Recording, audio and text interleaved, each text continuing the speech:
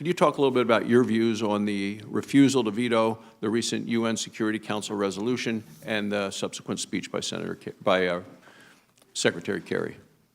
Well, Israel has always been, and remains our most important ally in the region. They're important to our national security. The UN resolution that was passed, in my view, is not helpful. I think it actually undermines setting a good set of conditions for talks to continue. The Secretary's speech, which followed that UN resolution, I found quite troubling because of the attacks on Israel and in many ways undermining the government of Israel itself in terms of its own legitimacy in the talks. I think in the Trump administration, the President-elect has already made it clear, and if I'm confirmed, I agree entirely with support. We have to recommit. This is in these statements I keep making about renewing and committing that we're going to meet our obligations to Israel as our most important strategic partner in the region.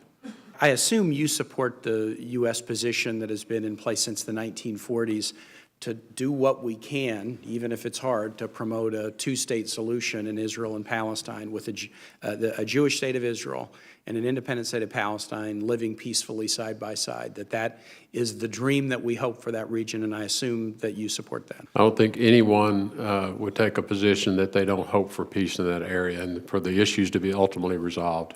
And peace within the context of a two-state solution, as was determined by the UN and has been the bipartisan policy of the United States since the late 1940s. I think that is the dream that everyone is in pursuit of. Whether it could ever be a reality remains to be seen. What do you think I think this is something that has frustrated all of us, that there's been so little progress toward it in the last few years. And so what do you think, from the Secretary of State's position, you could do to try to hasten the day when we could find a path forward? People didn't think you could find a peace deal between Ireland and Northern Ireland either for hundreds of years, and yet youngsters in Ireland now don't remember when there was a problem. What might you bring to the table on that? Well, and I'm glad you put it in the context of hundreds of years. I know that was just euphemistic, but I think it is indicative of how conflicts like this take a long time, and sometimes it takes another generation to have a changed view.